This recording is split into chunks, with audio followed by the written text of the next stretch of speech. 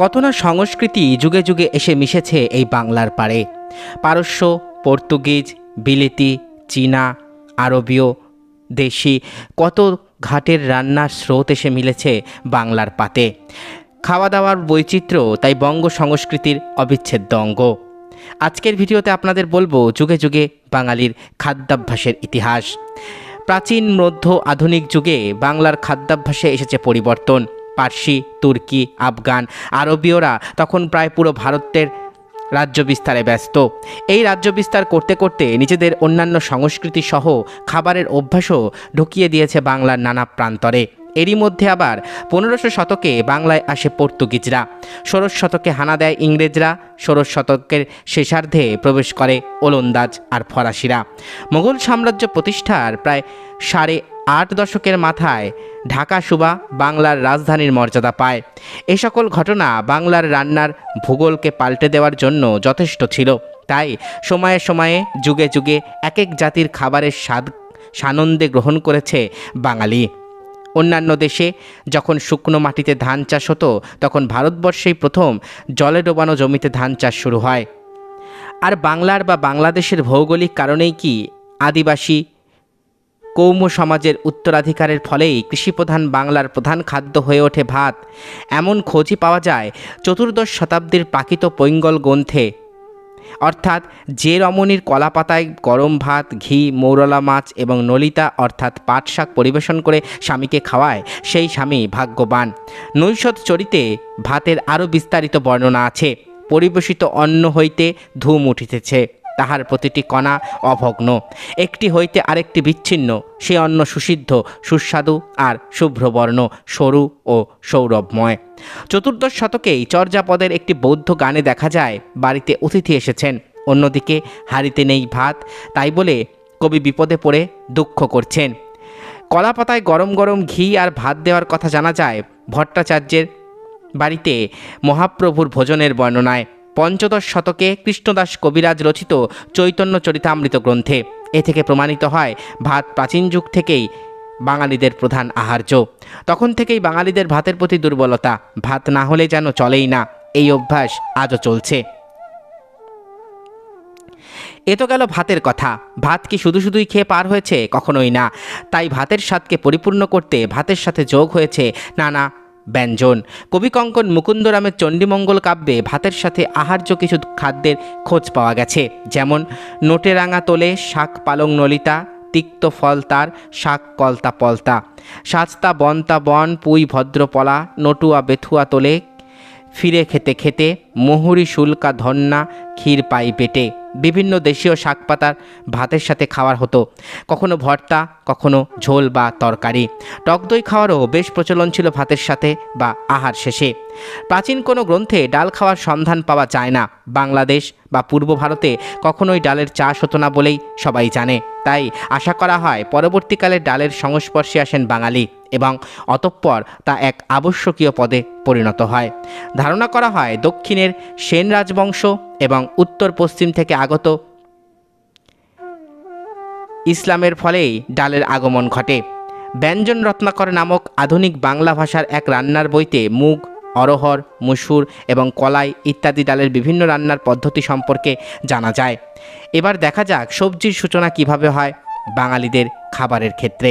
15 শতকের মনসামঙ্গল চৈতন্য চরিতামৃত গ্রন্থে কচু, বেগুন, লাউ, কুমড়ো, পটল, উচ্ছে, ঝিঙে, শিম, কাঁঠাল বীজ, নিম, কাঁচকলা ইত্যাদি অজস্র নিরামিষ পদ দিয়ে বাঙালির ভাত খাওয়ার উল্লেখ আছে।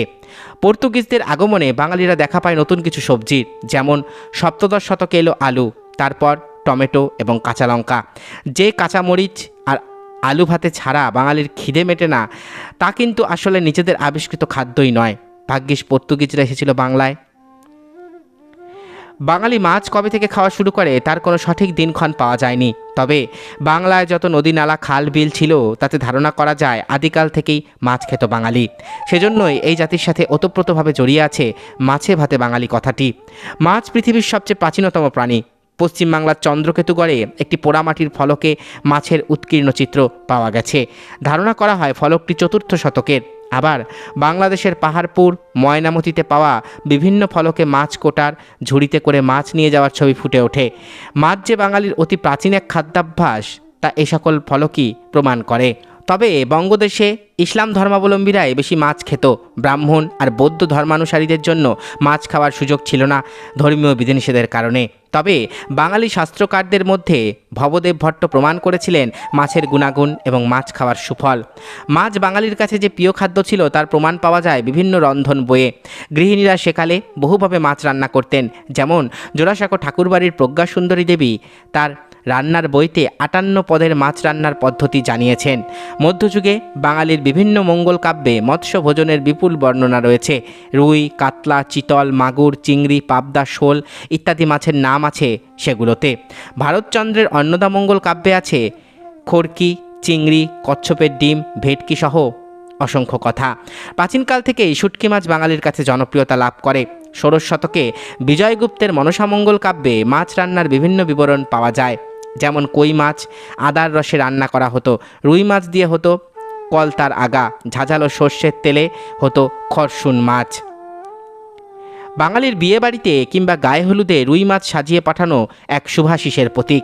বিয়ের পরদিন শ্বশুরবাড়িতে জামাই বাজার রীতিতেও মাছ থাকা আবশ্যকীয়। ইলিশ হোক কিংবা রুই, জামাই বাজার করে আনেন। মাছ কেমন চেনেন তা পরখ করতে হবে শালাবাবুদের। অর্থাৎ বাঙালির যে কোনো উৎসব মাছ ছাড়া যেন অচল। সাহিত্য কবিতাতেও মাছের ছড়াছড়ি।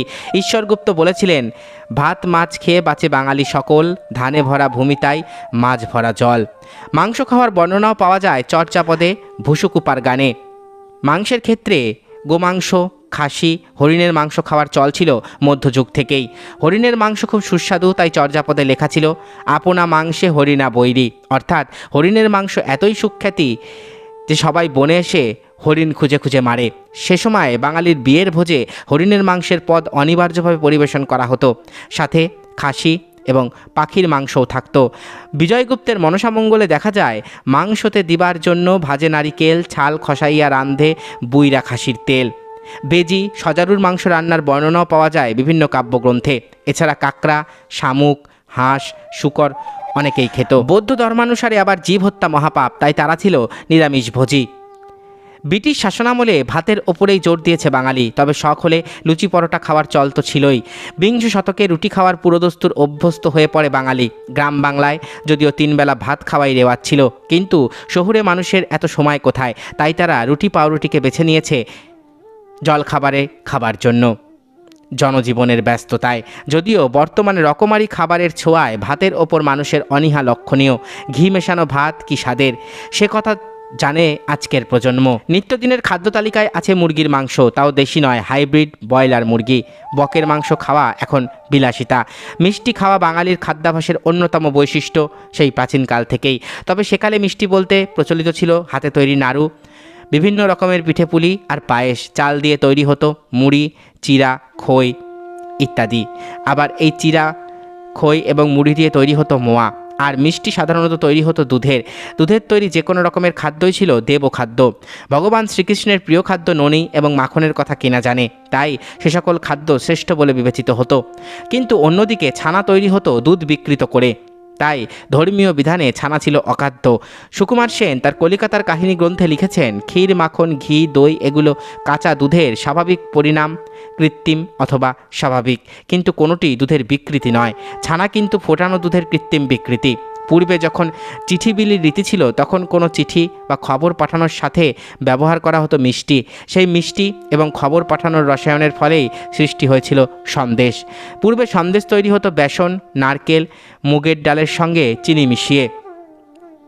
চৈতন্য চরিতামৃত গ্রন্থে আছে আমৃত গুটিকা, আমের খণ্ড, পাত পিঠা, দুধল কলকি, মনোহরা, ক্ষীরখণ্ড, ক্ষীরপুলি, চন্দ্রপুলি, ছানাবড়া, পায়েস, নালবড়া, খেজুরের রস এবং আখের রস দিয়ে পরিবেশন করা হতো। গুড় এবং পাটালি গুড়, আবার পানীয় হিসেবেও খেজুরের রস এবং আখের রস বিখ্যাত ছিল। যতদূর জানা যায়, রসগোল্লা সর্বপ্রথম তৈরি হয় কলকাতাতে, সেখান থেকে ছড়িয়ে পড়ে পুরো বাংলায়। মোগল আমলের জনপ্রিয় মিষ্টি কালোজাম বা গুলাব জামুন, ময়রার তৈরি নানা রকমের মিষ্টিও বঙ্গদেশে বিখ্যাত হয়েছে। বাঙালির প্রাচীন মিষ্টি হচ্ছে সন্দেশ। দুধের ছানা এবং গুড়ের তৈরি সন্দেশ ছাড়া বাঙালির কোনো উৎসব যেন পূর্ণতা পায় না। নাটোর জেলার কাঁচাগোল্লা বিশেষভাবে বিখ্যাত হয়েছে বঙ্গদেশে। আর মিষ্টি, বাঙালির সুসংবাদে মিষ্টি, আতিথ্যে মিষ্টি, ভদ্রতায় মিষ্টি, বিয়ে শাদী এমনকি আরও অন্যান্য আনন্দ অনুষ্ঠানেও মিষ্টি। শুকনো খাবারের মধ্যে আতপ চালের চিরা, কলিচূর্ণ, খই, হুরুম, মুরগির কথা জানা যায়। অতিথি ঘরের লক্ষ্মী, তাই অতিথি আপ্যায়নে বাঙালির জুড়ি মেলা ভার। মিষ্টান্নের সাথে কর্পূর মেশানো সুগন্ধি জল পরিবেশন পায়। কিন্তু শহুরে লোকের কাছে এ বড় ঐতিহ্যবাহী ঠান্ডা পানীয়ের জায়গা দখল করে নিয়েছে অস্বাস্থ্যকর সব কোকাকোলা, ফান্টা, মিরিন্ডারা। 19-20 শতকে রেস্টুরেন্ট সংস্কৃতির ফলে মোগলাই, ইংরেজি, চাইনিজ খাবারের ধুম লাগে শহর জুড়ে। মোগলাই খাবারগুলো বিভিন্ন মহলেই ছড়িয়ে পড়ে। 1917 সালে একটি ভোজের আয়োজনের বিবরণ পাওয়া যায় বনেদি কলকাতার ঘরবাড়ি গ্রন্থ থেকে। সেখানে লেখক উল্লেখ করেন 117 পদের রান্নার কথা, যেমন কোরমা, কাবাব, কোপ্তা, ফ্রাই, গিল, কাটলেট, বেগুন ভাজা এবং লেমনেড। এছাড়াও যেসব খাবারের মধ্যে কেক, বিস্কুট, চপ, কাটলেট উল্লেখযোগ্য ছিল। বিবাহ সকলকালেই সকল যুগেই বিশাল আনন্দের একটা ব্যাপার, আর খাওয়া দাওয়ার বিষয়ে কোনো আপোষ তো বিবাহের ক্ষেত্রে হয়ই না। সেকালে বনেদি পরিবারের বিয়ের ভোজের ছবি তুলে ধরেছিলেন লেখিকা শরৎ কুমারী চৌধুরানী। তিনি লিখেছেন, রান্না হইয়াছে পোলাও, কালিয়া, চপ, চিংড়ির মালাইকারি, মাছ দিয়া ছোলার ডাল, রুইয়ের মুড়া দিয়া মুগের ডাল, আলুর দম এবং ছক্কা, মাছের চপ, চিংড়ির কাটলেট, ইলিশ ভাজা, বেগুন ভাজা, শাক ভাজা, পটল ভাজা, দই, মাছ আর চাটনি। তারপর লুচি, কচুরি, পাঁপড় ভাজা তো আছেই। মিষ্টান্নে একখানি সরাই আম, কামরাঙা, তালশাঁস, বরফি, সন্দেশ, ইহার ওপর ক্ষীর, রাবড়ি এবং ছানার পায়েস। একালের বিয়ের আয়োজনও হয় অনেক ধুমধামে, কিন্তু সেই জৌলুস এখন আধুনিকতার ছোঁয়ায় মুড়ে গেছে। ছোট ছোট বাড়ি হওয়ার ফলে লাখো লাখো টাকা দিয়ে ভাড়া করতে হয় কমিউনিটি সেন্টার। কাঁসার থালা বাসনের জায়গা করে নিয়েছে সেরামিক, কাচের বাসনকোসন। তবে অনেক ক্ষেত্রে সেই বনেদি আনা বজায় রাখতে অনেক ক্যাটারিং সংস্থা মাটির বাসন কিংবা কাঁসার বাসনেও পরিবেশন করে। মেনুতে থাকে বুফে অথবা পরিবেশন পদ্ধতি, পোলাও, রোস্ট, খাসির কাবাব, স্যালাদ, বিরিয়ানি, মুরগির কাবাব, চপ, চাইনিজ ফুড ইত্যাদি বিয়েবাড়িতে খাবারের জায়গা গ্রহণ করেছে। পানীয় হিসাবে বিয়েবাড়ির আয়োজনে থাকে বিভিন্ন রকমের পানীয়। বাংলা নতুন বছরকে বরণ করা এখন একটি সার্বজনীন উৎসবের শামিল। যে যার মতন করে বাঙালিয়ানাকে উদযাপনের যথাসাধ্য চেষ্টা করেন এবং বাঙালিয়ানাকে উদযাপন করার আরও একটি সস্তা পন্থা হলো ইলিশ মাছ। ইলিশ মাছ খাওয়া সাধারণ বাঙালির জন্য একটি অন্যতম গর্বের বিষয়। তবে ইলিশ মাছের দাম এখন যথেষ্টই চড়া। বর্ষবরণে পান্তা ইলিশ খাওয়াকে অনেকে অপসংস্কৃতি বলেও আখ্যা দিয়েছেন, কিন্তু যেহেতু বছরের পর বছর এই রীতি চলে আসছে, তাই মানুষ অনুসরণ করে যাচ্ছে পান্তা ইলিশকে। পান্তা ইলিশ খাওয়া আসলে কোনো বাঙালি ঐতিহ্য নয়, বরং এই প্রথা আধুনিক যুগের মানুষই সৃষ্টি করেছে। বাঙালি চিরকালই ভোজন রসিক, তাই সেকাল হোক কি একাল সব যুগের খাবারেই পেট ভরে যায় তার। কিন্তু যে যাই বলুক, তাই বাঙালির মন ভরাতে কিন্তু মাছ, ভাত, ভর্তা এবং ভাজার কোনো আপোষ নেই। তাই মাছে ভাতে বাঙালি আজীবন, মাছে ভাতে বাঙালি থাকবে। এতক্ষণ আপনারা শুনলেন যুগে যুগে বাঙালির খাদ্য অভ্যাসের ইতিহাস। আশা করি ভিডিওটি আপনাদের ভালো লেগেছে। আমার চ্যানেলের ভিডিওগুলো যদি আপনাদের ভালো লাগে তাহলে অবশ্যই চ্যানেলটি সাবস্ক্রাইব করুন, পাশে থাকা বেল আইকনটি ক্লিক করে দিন, যাতে পরবর্তী ভিডিও নোটিফিকেশান খুব তাড়াতাড়ি আপনাদের কাছে পৌঁছে যায়। আজকের মতো এখানেই শেষ করছি। ভালো থাকবেন সবাই। নমস্কার।